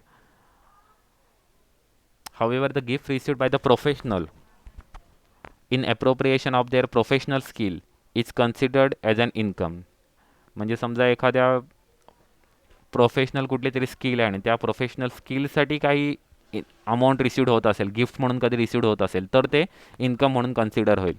ओके, हे एक ॲडिशनल आहे इथे. ओके, प्रोफेशनल स्किलसाठी कधी कुठली अमाऊंट रिसिव्ड होत असेल तर ती गिफ्ट म्हणून कन्सिडर होईल. पण कधी प्रोफेशनल स्किल नाही आहे आणि तरीसुद्धा ती गिफ्ट रिसिव्ड होत आहे तर ते इन्कम म्हणून कन्सिडर केलं जाणार नाही. ओके, नेक्स्ट अजून एक इन्कमच्या डेफिनेशनमध्ये जर कधी लॉस असेल तर ते सुद्धा आपलं मायनस इन्कम म्हणून कन्सिडर केलं जाईल. म्हणजे लॉस ही कन्सेप्ट आहे ही इन्कमच्या डेफिनेशनमध्ये इन्क्लूड आहे. ओके, कधी लॉस होत असेल तर ते मायनस इन्कम किंवा निगेटिव्ह इन्कम म्हणून कन्सिडर केलं जाईल. Income should be real or not fictional. म्हणजे ते इन्कम जे रिसिव्ड झाले ते रिअल पाहिजे. ओके, म्हणजे नॉन फिक्शनल म्हणजे मिळणार आहे किंवा मला मनामध्ये वाटलं की मिळेल म्हणून आणि मी तसे एखादी घटना रंगवली आणि मेन्शन केलं की मला एवढं इन्कम मिळणार आहे म्हणून तर ते इन्कम म्हणून कन्सिडर होणार नाही आहे. ओके, ते नॉन फिक्शनल पाहिजे. ओके, कुठल्याही अशा गोष्टीवर आधारित नको, ते ॲक्च्युअल रिसिव्ड झालेलं पाहिजे. दुसरी एक इम्पॉर्टंट गोष्ट, pin money received by wife for her personal expenses is not treated as income. म्हणजे आता वाईफला जे पैसे दिले जातात काही घरच्या खर्चांसाठी किंवा इतर गोष्टींसाठी, काही पिन मनी जी प्रोव्हाइड केली जाते, तर ती अमाऊंट आहे ती इन्कमच्या डेफिनेशनमध्ये इन्क्लूड होत नाही आहे. ओके. नेक्स्ट जो आता हा जो इथे मेन्शन केलं ना, professional and non professional sportsman, तर तो पॉईंट इथे मेन्शन केले अवॉर्ड्समध्ये. Awards received by the professional sportsman is an income. म्हणजे प्रोफेशनल गोष्टीसाठी जे काही केलेलं आहे त्याच्यासाठी कधी कुठलं अवॉर्ड्स रिसिव्ड झालं तर ते इन्कममध्ये इन्क्लूड केलं जाईल. म्हणजे अवॉर्ड रिसिव्ड होतं आणि त्या अवॉर्डमध्ये आपल्याला काही 1,00,000चा अवॉर्ड असतो, 50,000चा अवॉर्ड्स असतो, 5,000चा अवॉर्ड्स असतो, तर ते अवॉर्ड्स रिसिव्ड झाले आणि त्याच्यामध्ये जी अमाऊंट रिसिव्ड झालेली आहे तर ती इन्कम म्हणून कन्सिडर केलं जाईल कधी प्रोफेशनल गोष्ट असेल तर, प्रोफेशनल गोष्टीसाठी मिळालेली असेल तर. आणि कधी नॉन प्रोफेशनल असेल, however the award received by him in the nature of the gift or the personal testimonial is not liable to the tax.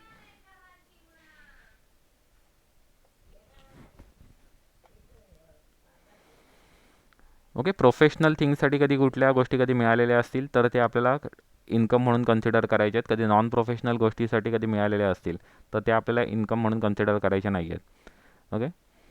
Next आहे partnership firm. Partnership firm through जे interest किंवा salary मिळते ती partners त्याच्यासाठी income म्हणून consider करेल. आणि share of income जे असेल पार्टनरशिप फर्मचं तर ते इन्कमच्या डेफिनेशनमध्ये इन्क्लूड होत नाही. Partners will not be taxed on their share of income of the firm. Okay. म्हणजे शेअर ऑफ इन्कम जे रिसिव्ह झालेलं आहे पार्टनरला तर ते आपल्याला इन्क्लूड करायचं नाही आहे इन्कमच्या डेफिनेशनमध्ये फॉर द पार्टनरसाठी. Okay. However they will be liable to pay the tax on salary and interest income received from such firm. म्हणजे सॅलरी अँड इन्कम आहे, इंटरेस्ट जे रिसिव्ह झाले त्यावरती तो टॅक्स पे करेल, पण जे जे पार्टनरचा शेअर ऑफ प्रॉफिट असेल तर त्याच्यासाठी तो ते इन्कममध्ये कन्सिडर होणार नाही आहे. Next, reimbursement of expenses is not an income. म्हणजे आपण कंपनीसाठी कोणते तरी, आपण ज्या कंपनीमध्ये काम करतो त्या कंपनीसाठी आपण कुठले तरी एक्सपेन्सेस आपण केले. ओके. आणि ते एक्सपेन्सेस आपल्याला कंपनी रिइम्बर्स केले, आपल्याला कधी ते अमाऊंट कधी रिटर्न केली तर ते आपल्याला इन्कम म्हणून कन्सिडर होणार नाही आहेत. ओके. कारण की ते काय ॲक्च्युअली इन्कम नाही आहे, ते आपण आधी केलेले एक्सपेन्सेस आहेत ते आपल्याला रिटर्न मिळतात, त्यामुळे ते रिइम्बर्समेंट आहे ते आपल्याला इन्कम म्हणून कन्सिडर होणार नाही आहे. ओके. तर ही मोस्टली इन्कममध्ये या गोष्टी आपल्या इन्क्लूड होतील. हे जे पेज आहे हे खूप इम्पॉर्टंट आहे. ओके. तर या पेजवरती जे ज्या गोष्टी मेन्शन केल्या त्या रिवाईज करा. ओके. नेक्स्ट आता आपण एक एक्झाम्पल बघूया. State whether the following receipts are income under section 224 of the income tax act 1961.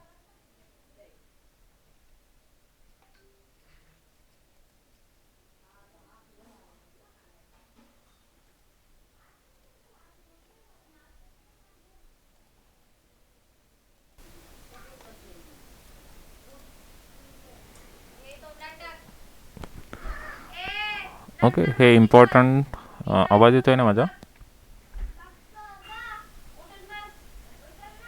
Hello. Okay. Thank you. Okay. हे काही इम्पॉर्टंट ॲक्च्युली कन्सेप्ट होत्या ज्या रिलेटेड टू इन्कम होते, यावरती तुम्हाला क्वेश्चन विचारला जाऊ शकतो अशा पद्धतीने. State whether the following receipts are income under section 224 of the income tax act 1961. Okay. तर काही पॉईंट इथे मेन्शन केलेले आहेत. Income earn from smuggling gold into India. Okay. हे ॲक्च्युली इल्लिगल आहे. ओके. इल्लिगल असलं तरीसुद्धा as per income tax rule act illegal असेल तरीसुद्धा ते इन्कम म्हणून कन्सिडर केलं जातं, त्यामुळे हे इन्कम आहे. ओके. नेक्स्ट पॉईंट मेन्शन केलेला आहे, gift received from patient to doctor. Okay. आता पेशंट टू डॉक्टर मेन्शन केलं म्हणजे हे प्रोफेशनल कॅपॅसिटीमधलं गिफ्ट मिळालेलं आहे. ओके. पेशंटनी डॉक्टरला गिफ्ट दिलेलं आहे, त्यामुळे हे ॲक्च्युली इन्कम म्हणून कन्सिडर केलं जाईल.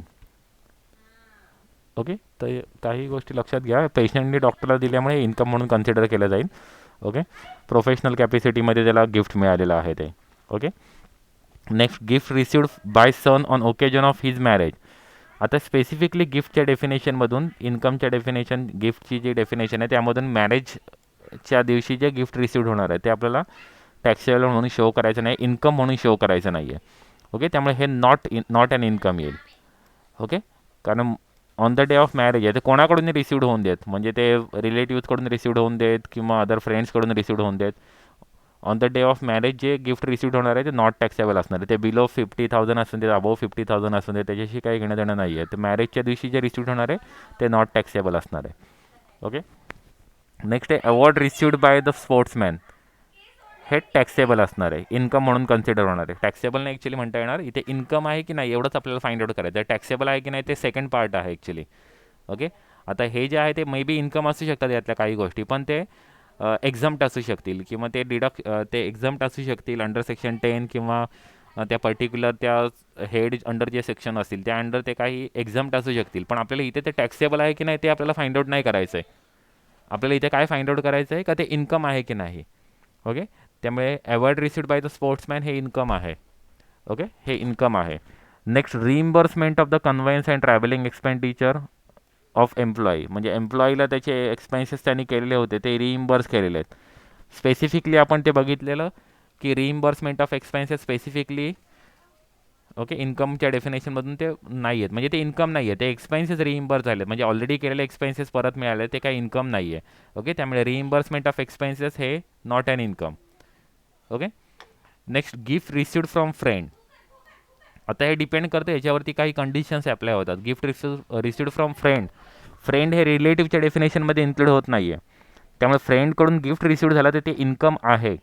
पण तिथे काही कंडिशन्स आहेत, ते कधी अबोव 50,000 झालं तरच ते इन्कम म्हणून कन्सिडर होईल. ओके. कारण आपण गिफ्टची जी डेफिनेशन आपण बघितली, गिफ्ट रिलेटेड आपण जे डिस्कशन आपण केलं त्याच्यामध्ये आपण बघितलं की ते अबोव 50,000 पाहिजे, एक्सिडिंग ₹50,000. कधी ते 50,000 above during the full year असं आपलं मेन्शन करता येईल. ओके. ते इन्कम कधी कन्सिडर होईल, कधी 50,000 अबोव कधी गिफ्ट झालं तरच ते इन्कम म्हणून कन्सिडर होईल. हे आहे ते हे जे मेन्शन केलं ते फ्रेंडकडून रिसिव्ह झालेलं आहे त्यामुळे ते इन्कम म्हणून कन्सिडर होईल. फक्त इथे आता काय कंडिशन येते का ते अबोव 50,000 इयरली झालं तरच आपल्या ते गिफ्ट म्हणून कन्सिडर होईल इन्कममध्ये, अदरवाईज ते इन्कममध्ये येणार नाही आहे.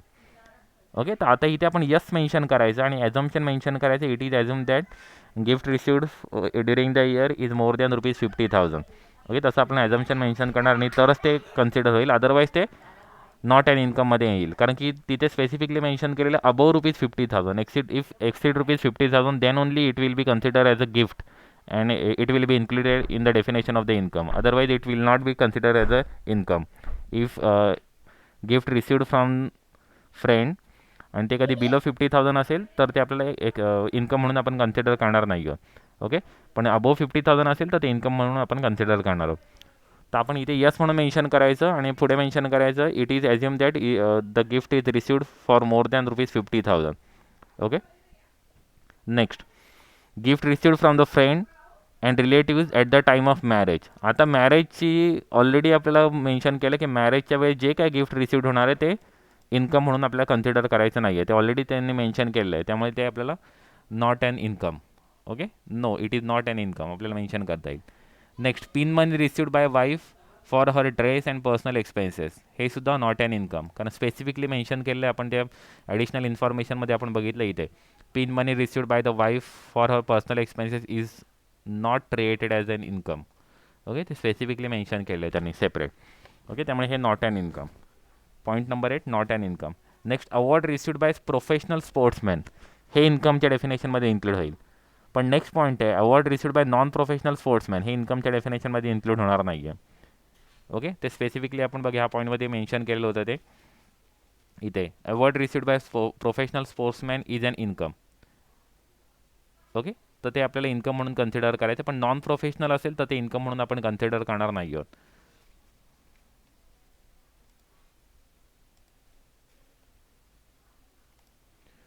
ओके. नेक्स्ट बघा gift received from lawyer from a lawyer नाही, gift received by lawyer from a client. From his client असं पाहिजे ॲक्च्युली. ओके. ते क्लायंटकडून गिफ्ट रिसिव्ड झालेलं लॉयरला, म्हणजे हे प्रोफेशनल कॅपॅसिटीमध्ये अमाऊंट रिसिव्ड झालेलं आहे त्यामुळे ते इन्कम म्हणून कन्सिडर होईल. ते रिलेटिव्ज नाही आहे काय क्लायंट याचा, ते प्रोफेशनल कॅपॅसिटीमध्ये अमाऊंट रिसिव्ड झालेली आहे त्यामुळे हे इन्कम म्हणून कन्सिडर होईल. Next reimbursement of actual expenditure to an employee. हे सुद्धा नॉट ॲन इन्कम. ऑलरेडी आपलं हे डिस्कस झालं तर रिइम्बर्समेंट असेल तर ते इन्कम म्हणून कन्सिडर होत नाही आहे. ओके. नेक्स्ट एक पॉईंट मेन्शन केलेला आहे gift received from friend on 31 March. आता फ्रेंडकडून गिफ्ट रिसिव्ड झालेलं आहे म्हणजे फ्रेंड म्हणजे रिलेटिव्हच्या डेफिनेशनमध्ये येत नाही आहे. ओके, त्यामुळे फ्रेंडकडून कधी गिफ्ट रिसिव्ड होणार आहे तर ते ॲक्च्युली इन्कम म्हणून कन्सिडर होईल. On 31st March on being nominated for the businessman of the year. आता बिझनेसमॅन ऑफ द इयर त्याला त्याच्या मित्राला actually businessman of the year हा अवॉर्ड मिळाला म्हणून हा फ्रेंड त्याला गिफ्ट देतो आहे. ओके, आणि ते गिफ्टची अमाऊंट त्यांनी प्रोव्हाइड केलेली आहे 20,000 रुपीज आहे, म्हणजे ती लेस दॅन 50,000 आहे. ओके, ती अमाऊंट आहे लेस दॅन 50,000 अमाऊंट आहे.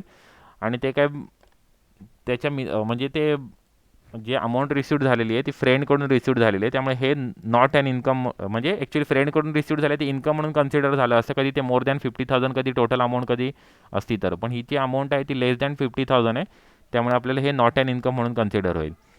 ओके, नॉट अन इन्कम म्हणून कन्सिडर होईल. Okay, 20,000 rupees. ओके, तर ही इन्कमची डेफिनेशन होती. आता इन्कमच्या डेफिनेशन रिलेटेड कधी काही क्वेश्चन्स आले तर यातले गोष्टी ॲक्च्युअली विचारल्या जातात, पण मेन तुम्हाला जेव्हा प्रॉब्लेम येतो एक्झाममध्ये कॉम्प्युटेशन ऑफ इन्कम, तर त्याच्यामध्ये यातली एखादी गोष्ट असू शकते ॲक्च्युली त्या मोस्टली ना यामध्ये ना गिफ्ट रिलेटेड बऱ्याचशा गोष्टी इन्क्लूड केल्या असतात मेन प्रॉब्लेममध्ये, किंवा अवॉर्ड रिलेटेड गोष्टी मेन्शन केलेल्या असतात. तर ह्या 1-2 गोष्टी आहेत ना त्या तुम्हाला लक्षात ठेवायच्या. म्हणजे ह्या ज्या इन्कमच्या डेफिनेशनमधली एखाद दुसरा पॉईंट तुमच्या मेन प्रॉब्लेममध्ये सुद्धा विचारला जाऊ शकतो की अवॉर्ड रिसिव्ड झालेलं आहे किंवा गिफ्ट रिसिव्ड झालेलं आहे. मग तेव्हा तुम्हाला ह्या इन्कम आहे की नाही, कधी इन्कमच नसेल तर ते टॅक्सेबल नसणारच आहे. कारण मेन गोष्ट काय टॅक्सेबिलिटीची, का ते इन्कम असला पाहिजे. विदाऊट इन्कम ते कसं काय आपलं टॅक्सेबल ते असेल. ओके, कधी ते इन्कमच्या डेफिनेशनमध्येच कधी मोडत नसेल तर तुम्हाला ते टॅक्सेबल होणारच नाही आहे. ओके, त्यामुळे तुम्हाला ही एक गोष्ट लक्षात ठेवायची, ह्या जे पॉईंट आहेत ना ते कुठलाही प्रॉब्लेम असून दे, तुम्हाला त्या प्रॉब्लेममध्ये तुम्हाला या रिलेटेड कुठलीही गोष्ट विचारली जाऊ शकते किंवा ती मेन्शन केली जाऊ शकते. ओके, आणि त्यानुसार मग तुम्हाला पहिल्यांदाच ते रिकग्नाईज करायचे ते इन्कम आहे की नाही. कधी ते इन्कम नसेल तर ते टॅक्सेबल नसणारच आहे. ओके, तर हे काही ॲक्च्युली काही थोडेफार ॲक्च्युली क्वेश्चन्स होते मोस्टली याच हे जे जे 10-12 जे क्वेश्चन मेन्शन केले ना यातलीच मोस्टली अशाच पद्धतीचे क्वेश्चन्स मेन तुम्हाला एक्झाममध्ये असतात. ओके, आता नेक्स्ट आपण डेफिनेशन आपण बघूया इन्कमच्या डेफिनेशन नंतर. Assessment year. ओके, आता 2-3 फक्त डेफिनेशन राहिलेले आहेत. Assessment year, previous year. Okay, या दोनच ॲक्च्युली डेफिनेशन राहिलेले आहेत, ते आपण बघूया. Assessment year. आता असेसमेंट इयरची डेफिनेशन अशी मेन्शन केलेली आहे. Assessment year means a period of 12 month commencing from first day of April every year.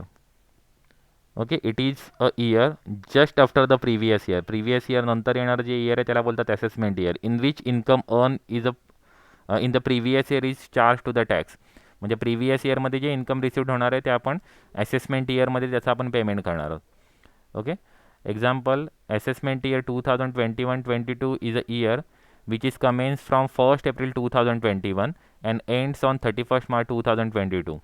The income of an assessee earned in the previous year 2021 is assessed in assessment year 2021-22. म्हणजे जे 2021मध्ये जे income received झालं असणार आहे ते आपण payment करणार आहोत असेसमेंट इयरमध्ये 21-22मध्ये. आता हे ॲक्च्युली ऑलरेडी तुम्हाला माहिती आहे. ओके, आता पिरियड किती आहे, 12 मंथचा पिरियड असतो, 1st एप्रिलपासून स्टार्ट होणार आहे. नेक्स्ट आहे प्रिव्हियस इयर नंतर जो नेक्स्ट इयर असणार आहे तेच आपलं असेसमेंट इयर असणार आहे. The income of the previous year is assess and taxable in immediately following the assessment year. Okay, normally आपण काय करतो, प्रिव्हियस इयरमध्ये जे इन्कम रिसिव्ड होणार आहे ते आपल्याला असेसमेंट इयरमध्ये ते टॅक्सेबल असणार, त्याचं आपण पेमेंट आपण करणार आहोत. आता त्यासाठी सुद्धा तो जनरल रूल आहे आपला, पण त्यासाठी सुद्धा काही एक्सेप्शन्स आहेत ॲक्च्युली. आपण नेक्स्ट आपण प्रिव्हियस इयरच्या डेफिनेशनमध्ये आपण बघूया. त्याची डेफिनेशन एवढीच ॲक्च्युली डेफिनेशन मेन आहे. Assessment year means the period of 12 months commencing on the first day of April every year. Okay, next definition आहे प्रिव्हियस इयरची.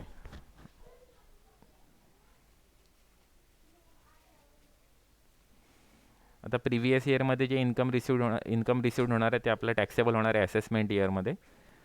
ओके, इथे काही त्याच्या इन्फॉर्मेशन आपल्याला प्रोव्हाइड केलेली आहे. As per the section 3 actually previous इयरची definition आहे 234 under section 234. Only one previous year for all the SSE ending 31st March of all source of income. The financial year immediately preceding the assessment year shall be the previous year. All SSE of all for all SSEs all source of income will have to be follow the same previous year, that is the financial ending 31st March every year. Okay, एक आपण कधी जे previous इयरमध्ये जे income जे received होणार आहे ते आपल्याला असेसमेंट इयरमध्ये आपल्या टॅक्सेबल असणार आहे. असेसमेंट इयरच्या आधीचं जे इयर आहे ते प्रिव्हियस इयर असणार आहे.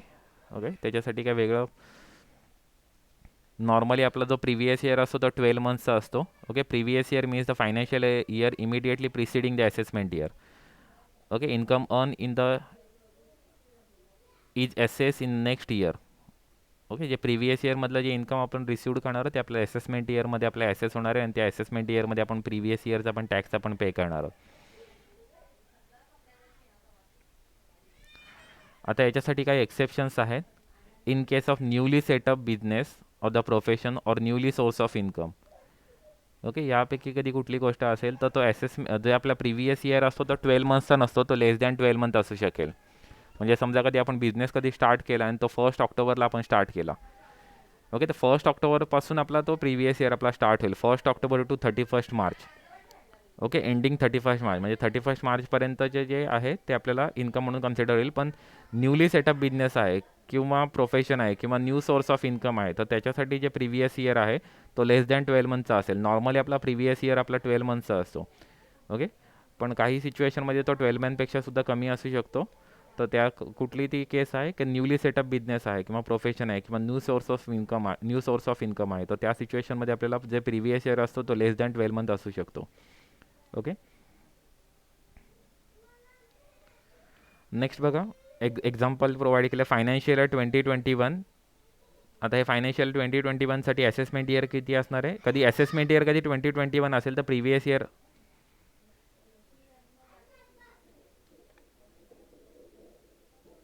ओके, कधी प्रिव्हियस इयर कधी 2021 असेल तर असेसमेंट इयर आपला काय असणार आहे 21-22. ओके, प्रिव्हियस इयर आहे 2021 असेल तर असेसमेंट इयर आपला 21-22 असणार आहे. ओके, आता या प्रिव्हियस इयरचा जो रूल आहे तो इथे काही एक्सेप्शन्स आपल्या प्रोव्हाइड केलेले आहेत. इथे आपलं काय आहे जनरल रूल काय आहे का income of the previous year is taxed in the assessment year. Okay, normally काय असतं की प्रिव्हियस इयरमधलं इन्कम आहे ते असेसमेंट इयरमध्ये टॅक्सेबल असतं. पण काही याला रूल्समध्ये काही एक्सेप्शन्स आहेत. तर हे एक्सेप्शन्स आहेत. त्या एक्सेप्शनमध्ये काय होतात का प्रिव्हियस इयरमधलं इन्कम आहे ते प्रिव्हियस इयरमध्येच टॅक्सेबल होतं. ओके,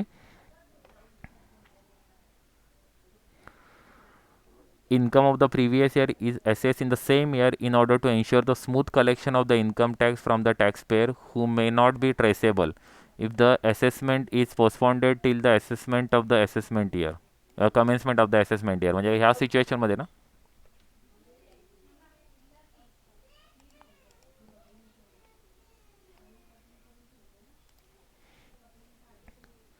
आता ह्या ज्या 5 ते 6 ज्या सिच्युएशन जे प्रोव्हाइड केलेले आहेत ना त्यामध्ये प्रिव्हियस इयरचं इन्कम आहे ते प्रिव्हियस इयरमध्येच टॅक्सेबल होतं. Income of the non resident assessee from shipping business. Next second point आहे income of the person who is living India either permanently or for the long period. म्हणजे एखादा person आहे आणि tax ऑफिसरला असं समजलं की हा पर्सन आहे तो इंडिया सोडून जाणार आहे आणि तो परमनंटली सोडून जाणार आहे, मग तो आपल्याला परत काय पैसे त्याच्या इथून मिळणार नाही. त्यामुळे प्रिव्हियस इयरचं त्याचं इन्कम असतं ते प्रिव्हियस इयरमध्येच त्याला टॅक्सेबल केलं जातं आणि त्याच्यातून ती अमाऊंट रिकवर केली जाते. नंतर income of the bodies form for the short duration. म्हणजे समजा एखाद्या तुम्ही जॉईंट व्हेंचर चालू केलं आणि ते फक्त 3 मंथचं जॉईंट व्हेंचर आहे. तुम्ही बिझनेस चालू केला आणि लगेच तुमचं संपवलं. ओके, तुम्ही जॉईंट व्हेंचर होता आणि ते जॉईंट व्हेंचर तुमचं जी काही व्हेंचर आहे ती तुम्ही क्लोज करणार 3 महिन्यानंतर. नंतर मग तुम्ही काय त्याचं काय प्रोसेस करणारच नाही. तर या शॉर्ट पिरियडसाठी तुम्ही चालू केलं तर ते शॉर्ट पिरियडचं जे इन्कम आहे ते तुम्हाला त्याच पिरियडमध्ये तुम्हाला ते टॅक्सेबल असेल. म्हणजे प्रिव्हियस इयरचं इन्कम तुम्हाला प्रिव्हियस इयरमध्येच टॅक्सेबल असेल.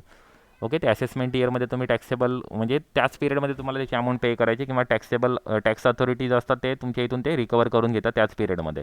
म्हणजे प्रिव्हियस इयरचं इन्कम प्रिव्हियस इयरमध्येच रिकवर केलं जातं. Next income of the person who is likely to transfer the property to avoid the tax. Okay, अशा पद्धतीची कधी कुठली प्रॉपर्टी कधी ट्रान्सफर केली जात असेल टॅक्स अवॉइड करण्यासाठी तर ते सुद्धा त्याच प्रिव्हियस इयरचं इन्कम प्रिव्हियस इयरमध्येच टॅक्सेबल होईल. Next income of the discontinued business. म्हणजे बिझनेस आपला क्लोज केलेला आहे तर त्या डिस्कंटिन्यूड बिझनेसचं सुद्धा इन्कम आहे त्याच इयरमध्ये आपलं टॅक्सेबल होईल. In this case the assessing officer has the discretionary power, म्हणजे त्या असेसिंग ऑफिसरला पॉवर दिलेली आहे. तुम्ही ह्या सिच्युएशनमध्ये, ह्या ए टू ई सिच्युएशनमध्ये कधी कुठली सिच्युएशन होत असेल तर he may assess the income in the same previous year or may wait till the assessment year. आता ते डिपेंड करतं त्या असेसिंग ऑफिसरच्या पॉवरवरती, त्याच्या डिस्क्रिशनवरती, त्याच्या ॲक्च्युली विलवरती ते डिपेंड करतं की त्यांनी काय करायचं आहे. की काही वेळेस ते असेसिंग ऑफिसर काय सांगेल का तुम्ही करंट पिरियडचं टॅक्स आहे तर करंट पिरियडमध्येच पे करा, म्हणजे प्रिव्हियस इयरचं टॅक्स आहे ते प्रिव्हियस इयरमध्येच पे करा म्हणून सांगू शकतील ह्या 5 सिच्युएशनमध्ये. ओके ओके, तर ह्या काही डेफिनेशन्स होत्या.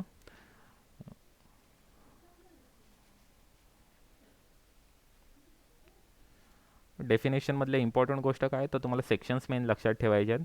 त्याच्यामधली इन्कमची डेफिनेशन आणि दुसरी कोणती मेन डेफिनेशन आहे ती म्हणजे पर्सनची डेफिनेशन. ह्या खूप इम्पॉर्टंट डेफिनेशन आहे, त्याच्यावरती तुम्हाला separate questions fill in the blanks किंवा मॅथ द पेअर्समध्ये विचारले जाऊ शकतात.